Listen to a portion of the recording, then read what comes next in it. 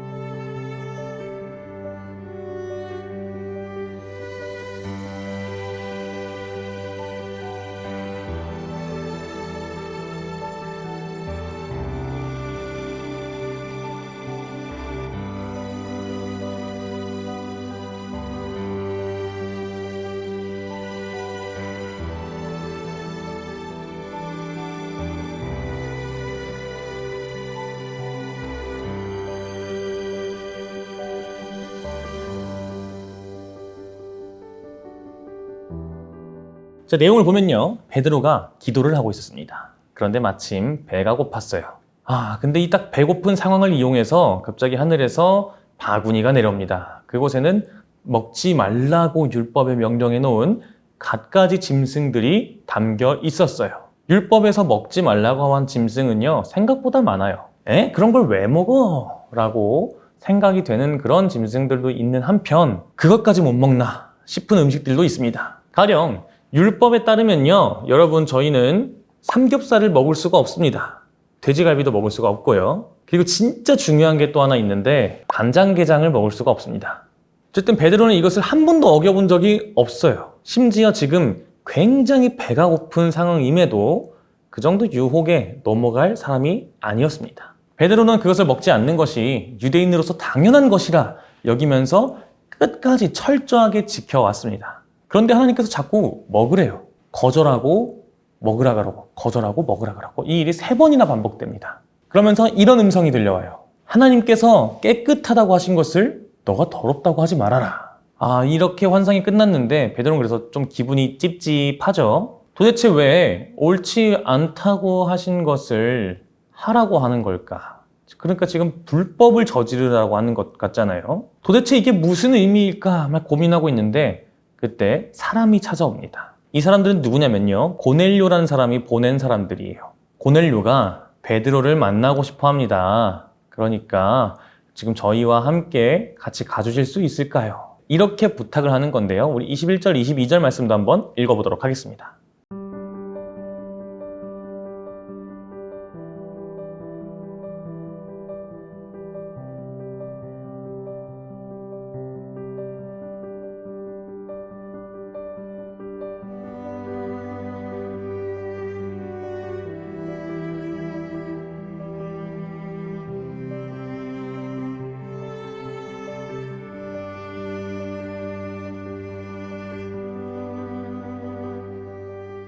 자, 지금부터 여러분의 경험을 한번 대입해보면 되는 것입니다. 이 고넬료가 누구인가 하냐면요, 로마의 장군입니다. 자, 그런데 이스라엘은 로마로부터 식민 지배를 받고 있죠.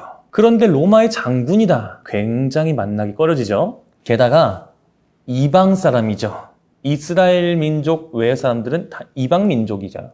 자, 유대인의 법에 따르면요, 이방 사람들은 절대로 상종해서는 안 됩니다. 부딪혀서도 안 돼요.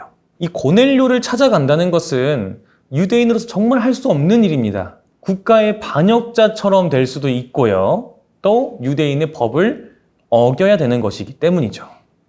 안 갈 수 있는 이유가 너무 많아요. 그런데 지금 하나님께서는 가라고 하십니다. 이 20절 말씀에 보면요, 그들은 내가 보낸 사람들이니 의심하지 말고 함께 가거라, 이렇게 말씀을 하셔요. 마치 지난주에 아나니아와 비슷한 상황이죠. 아나니아는 바울에게 가기가 정말 싫었습니다. 그런데 하나님께서는 가서 바울을 위해서 기도해 주라고 하십니다. 그래서 너무 싫은데 하나님의 명령이니까 갔습니다. 베드로도 하나님께서 시키신 일이니까 일단 가요. 그래서 고넬료의 집에 도착을 합니다. 그런데 아직까지도 마음이 내키지가 않는 거예요. 그래서 베드로가 이렇게 말합니다. 유대 사람으로서 이방 사람과 사귀거나 가까이 하는 일이 불법이라는 것을 여러분도 아십니다. 그런데 하나님께서는 나에게 사람을 속되다거나 부정하다거나 하지 말라고 지시하셨습니다. 자, 베드로의 마음이 내키지 않다는 것이 지금 보이죠. 한마디로 이렇게 말한 거예요. 나 지금 여기 좋아서 있는 거 아닙니다. 여기 있기 싫어요. 근데 하나님이 가라고 하셔서 그래서 일단 온 겁니다. 이렇게 말하고 있죠. 그렇게 내키지 않는 마음으로 그곳에서 말씀을 선포합니다. 그런데 그때 놀라운 일이 벌어져요. 바로 성령이 임하셨습니다. 이방인들은 구원을 받을 수 없다고 그랬는데 어떻게 이방인들에게 성령님이 임했지? 그것을 통해 베드로는 새로운 깨달음에 도달합니다. 이방인은 가까이 상종도 해서는 안 되는 존재처럼 여겼는데 하나님은 이방인도 만나주시는구나. 하나님은 이방인에게도 그 마음을 주고 계셨구나. 이것을 깨닫게 됩니다. 완전히 오해했던 것이죠. 하나님은 유대인의 하나님이다 라고 생각을 했는데 그게 완전히 틀렸던 생각임을 베드로는 지금 깨닫게 된 거예요. 그래서 베드로는 이것을 깨닫고는 태도가 완전히 바뀝니다. 그들과 함께하는 것을 내켜하지 않던 베드로는요, 오히려 자기가 자청해서 그곳에 며칠을 더 머물면서 말씀을 전하고 세례를 베풉니다. 이제서야 베드로는 그 환상이 무슨 의미였는지를 깨닫게 된 거예요. 더러운 것이라고 굳게 믿고 있던 것들, 피해야만 한다고 그렇게 굳게 믿고 있던 것들을 어떤 일이 있어도 피해야만 한다고 생각했습니다. 그런데 하나님이 아니라고 하시면 아니구나 하고 그것으로부터 벗어나야 된다는 것입니다. 자, 그런데 이게 간단한 문제가 아닙니다. 매우 어려워요. 무엇이 어렵냐면요, 지금까지 내가 평생 가지고 있던 생각이나 습관으로부터 단숨에 벗어나는 것이 매우 어렵습니다. 여러분, 한번 습관이 들여지면 그것으로부터 벗어나기 위해서 얼마나 많은 노력이 드는지 아시나요? 전 모릅니다.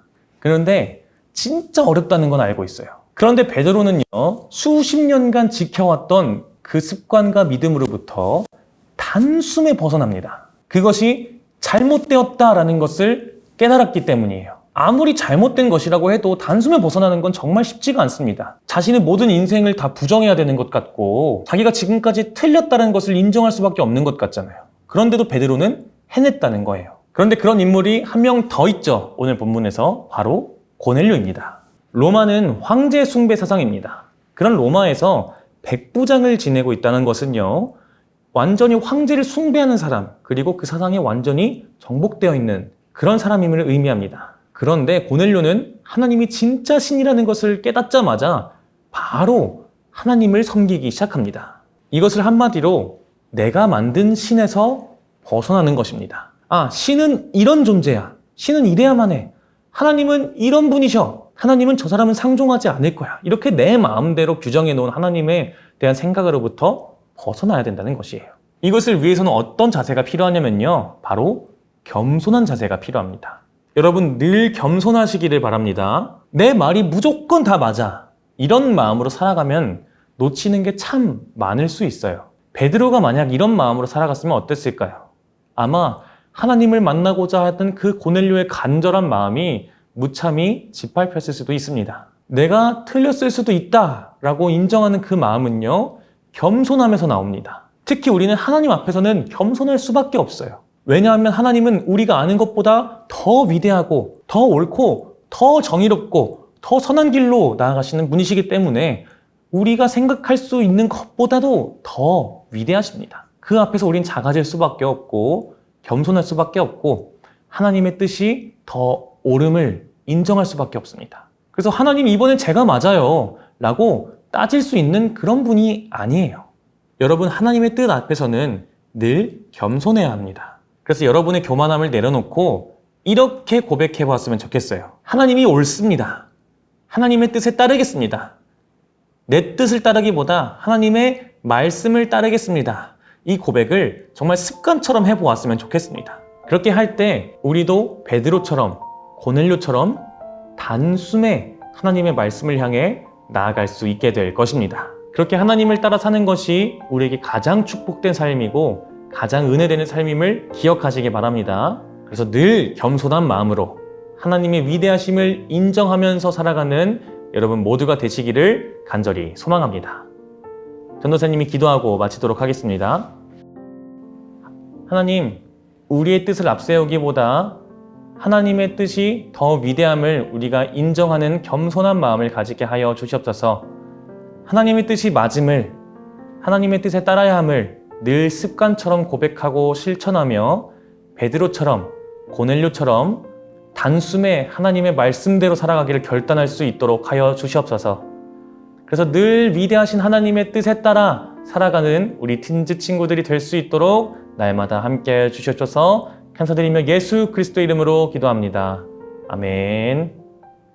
하늘에 계신 우리 아버지여, 이름이 거룩히 여김을 받으시오며 나라가 임하시오며 뜻이 하늘에서 이루어진 것 같이 땅에서도 이루어지이다.